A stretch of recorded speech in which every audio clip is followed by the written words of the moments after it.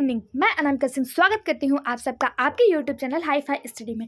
Friends, जैसा कि आप सबको पता है कि बीपीएससी टीयर 3.0 वैकेंसी 2024 आ गया है, जिसका फॉर्म भरा जा रहा है। अगर आप लोगों ने अभी तक फॉर्म फिल नहीं किया है तो आप जाइए sarkariresult.com पे, वहाँ पर से बीपीएससी 3.0 की वैकेंसी का फॉर्म फिल करिए। ये जो वैकेंसी है इसका लास्ट डेट 23 फरवरी तक ही है, इसलिए आप लोग देर ना करें और फटाफट फॉर्म फिल कर लें। देखिए, मैं जो आप लोगों के लिए लेकर आई हूँ वो खास क्या है। आज की इस वीडियो में मैं आप लोगों को बताऊंगी कि मैं आप लोगों को साइंस का पूरा चैप्टर, पूरा कोर्स, पूरा सिलेबस कवर करवाऊंगी आपके इसी यूट्यूब चैनल में। तो फ्रेंड्स, आप बिना देर किए हुए चैनल को सब्सक्राइब कर लीजिए, बेल आइकन पर क्लिक कर लीजिए, जिससे आपको सारे नोटिफिकेशन मिल जाए। ठीक है, आपको बता दूं, सिलेबस की आपको चिंता करने की कोई ज़रूरत नहीं है। सिलेबस वही है जो आपका 1.0 में था और 2.0 में था। सिलेबस सेम वही है, आपको पूरा वही सिलेबस कवर करके जाना है। अगर आप लोगों को सिलेबस नहीं पता, आप नए विद्यार्थी हैं, तो आप हमारे इसी चैनल पर जाकर बीपीएससी का सिलेबस डाल के सर्च करेंगे तो आपको मिल जाएगा। ठीक है, मैं आप लोगों को बता दूँ, जो आप लोग हमारे साथ पढ़ने वाले हैं वो है सब्जेक्ट साइंस। साइंस को हम बहुत विस्तृत, बहुत अच्छे से अपने इस वीडियो में कंप्लीट करेंगे। ठीक है, साइंस के पहले हम सिलेबस को स्टार्ट करने से पहले साइंस के बारे में कुछ रोचक तथ्य जान लेते हैं। साइंस क्या है, इसकी मतलब क्या परिभाषा है, इसकी खोज कैसे हुई, किसने की इसकी खोज, ये सब कुछ हम लोग पहले जान लेते हैं। फिर उसके बाद हम एक एक करके टॉपिक को कवर करेंगे। देखिए, साइंस शब्द की उत्पत्ति सैंटिया शब्द से हुई है। साइंस शब्द की उत्पत्ति किससे हुई है? सैंटिया शब्द से। साइंस शब्द की उत्पत्ति सैंटिया शब्द से हुई है, जिसका अर्थ होता है टू नो या नॉलेज, यानी कि जानना या जानकारी प्राप्त करना।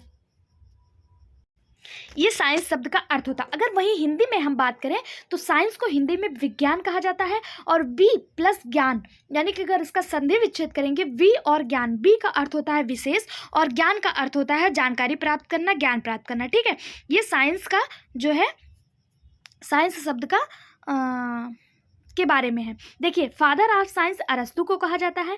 फादर ऑफ मॉडर्न साइंस, अगर आपसे पूछ लिया जाए आधुनिक विज्ञान के जनक कौन है, तो गैलीलियो को फादर ऑफ मॉडर्न साइंस के नाम से जाना जाता है। अगर आपसे पूछेगा केवल साइंस यानी कि विज्ञान के जनक कौन है, तो विज्ञान के जनक अरस्तु को बताइएगा। वहीं पर अगर आपसे पूछ लिया जाएगा कि फादर ऑफ मॉडर्न साइंस कौन है, आधुनिक विज्ञान के जनक कौन है, तो गैलीलियो को आधुनिक विज्ञान का जनक कहा जाता है।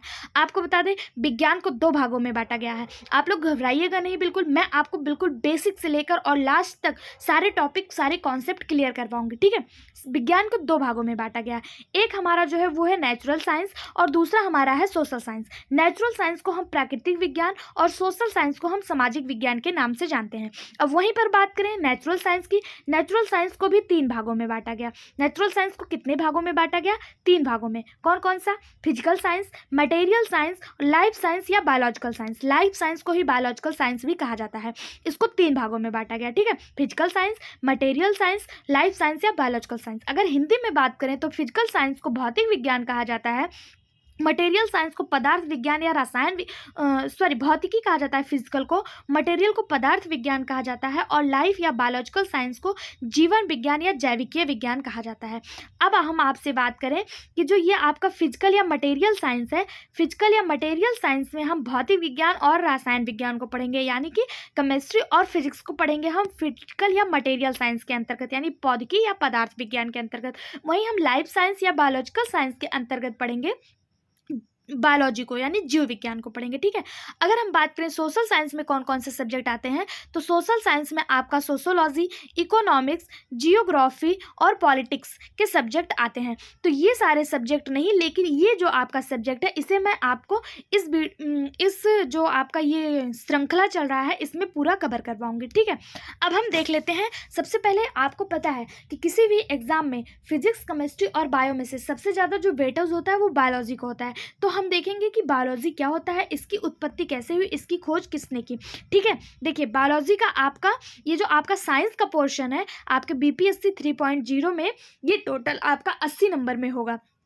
80 नंबर में, जिसमें से 40 नंबर आपका मैथ और 40 नंबर आपकी साइंस पूछी जाएगी। 40 नंबर साइंस में आपका फिजिक्स, केमिस्ट्री और बायोलॉजी तीनों ही देखने को मिलेगा। वहीं पे 40 नंबर में आपको केवल मैथ सॉल्व करना है। ये आपका सब्जेक्ट वाला पोर्शन है। ठीक है, देखिए, सबसे पहले हम देखते हैं बायोलॉजी क्या होता है। जीव विज्ञान, जिसे हिंदी में क्या कहा जाता है? जीव विज्ञान कहा जाता है। बायोलॉजी क्या है? जीव विज्ञान। बायो और लॉजी, ये दो शब्दों से मिलकर बना हुआ है, बायो और लॉजी। ठीक है। बायोलॉजी कितने शब्दों से मिलकर बना हुआ है?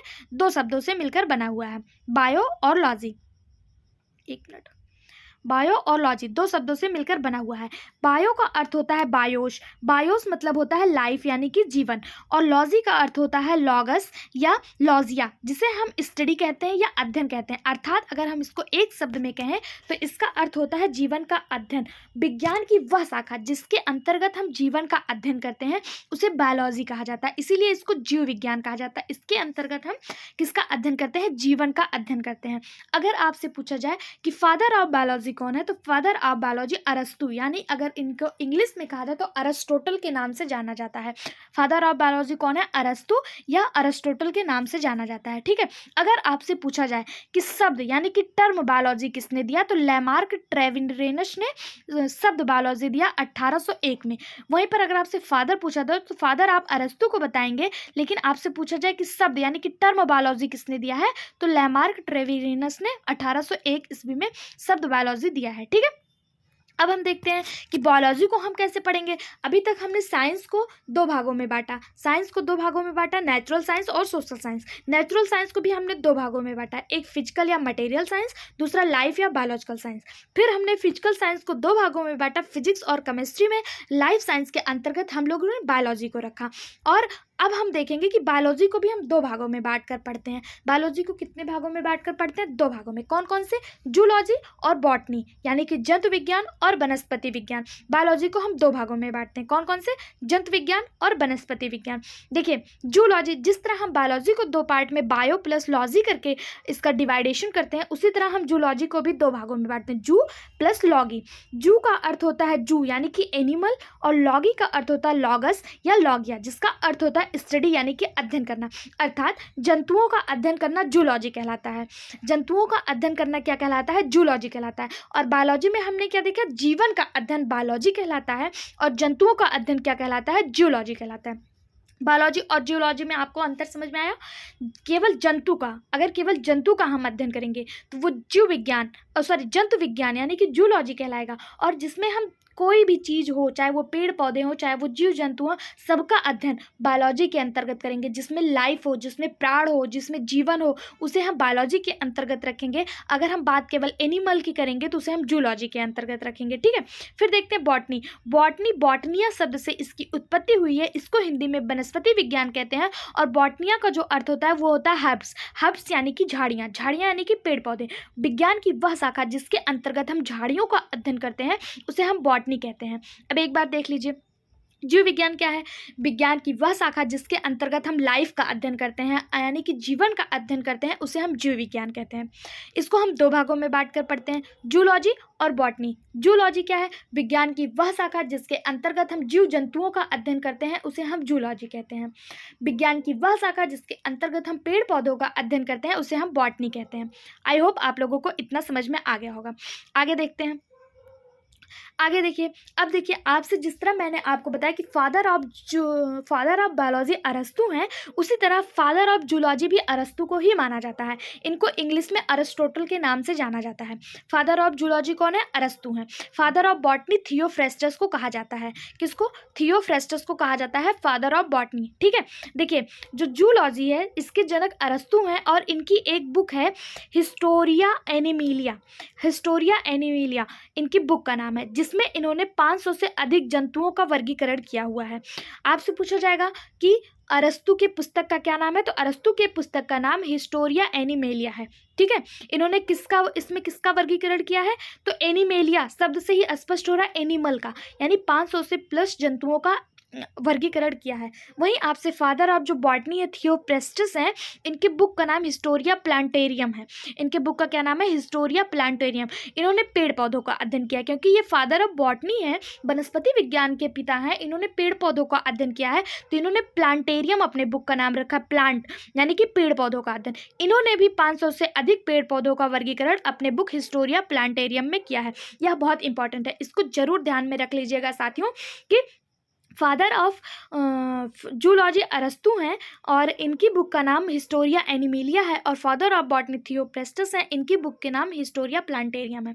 ठीक है, अब हम देखते हैं हमारा जो सिलेबस है, सिलेबस हम देख लेते हैं कि हमको क्या क्या पढ़ना है। देखिए, हम पढ़ेंगे इंट्रोडक्शन, यानी कि विज्ञान क्या है उसका इंट्रोडक्शन पढ़ेंगे, ब्रांच ऑफ बायोलॉजी पढ़ेंगे, साइटोलॉजी क्या है इसमें हम सेल का अध्ययन करेंगे, साइटोलॉजी कोशिका विज्ञान क्या होता है उसको देखेंगे, टिश्यू देखेंगे, न्यूट्रिएंट्स एंड ह्यूमन हेल्थ देखेंगे यानी पोषण एवं मानव स्वास्थ्य देखेंगे, जिसमें हम लोग कार्बोहाइड्रेट, वसा, विटामिन, प्रोटीन और खनिज तत्वों का अध्ययन करेंगे। ठीक है, फिर अगला हमारा जो टॉपिक है वो है मानव तंत्र, मानव शरीर के तंत्र यानी ह्यूमन बॉडी सिस्टम।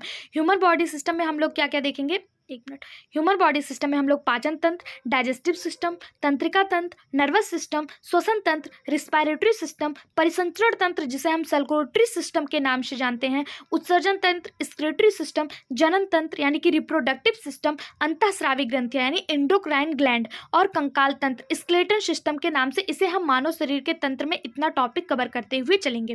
फिर उसके बाद जो हमारा टॉपिक होगा वो होगा मानव रोग यानी कि ह्यूमन डिजीज, कौन से असंक्रामक रोग हैं यानी कि नॉन कम्युनिकेबल रोग हैं, और कौन से कम्युनिकेबल यानी कि संक्रामक रोग हैं। संक्रामक रोगों को भी 4 भागों में बांट के पढ़ा जाता है, एक बैक्टीरियल, वायरल, प्रोटोजोवल और फंगल, यानी कि विषाणु से होने वाले रोग, जीवाणु से होने वाले रोग, प्रोटोजोवा से होने वाले रोग, और फंगल से यानी कि फंगस यानी कि कवक से होने वाले रोग। उसके बाद हम इसको कवर करेंगे। ठीक है, इतना सब कुछ हम लोग अपने वीडियो में कवर करेंगे। सबसे पहला जो हमारा टॉपिक स्टार्ट होगा वो इंट्रोडक्शन से स्टार्ट होगा। आज हम लोगों ने इंट्रोडक्शन का पूरा कवर कर लिया है। कल हम लोग जो पढ़ेंगे वो पढ़ेंगे ब्रांच ऑफ बायोलॉजी, यानी कि ब्रांच ऑफ बायोलॉजी जीव विज्ञान की शाखाएं कौन कौन सी है, इसके अंतर्गत कौन कौन सी शाखाएं रखी गई हैं। जैसे कि मैं आपको बता दूं, जैसे किस में किस चीज़ का अध्ययन किया जाता है, जैसे साइटोलॉजी में कोशिका विज्ञान का अध्ययन किया जाता है, इसी तरह से सारे ब्रांच को हम देखते हुए चलेंगे। उसके बाद हम कोशिका विज्ञान पढ़ेंगे। ठीक है, आप लोग वीडियो में बने रहें, इसके लिए बहुत बहुत धन्यवाद। चैनल को लाइक करिएगा, शेयर करिएगा, सब्सक्राइब करिएगा, और नेक्स्ट वीडियो को पाने के लिए बेल आइकन पर क्लिक करिएगा जिसमें हम लोग पढ़ेंगे branch of biology. Thank you so much.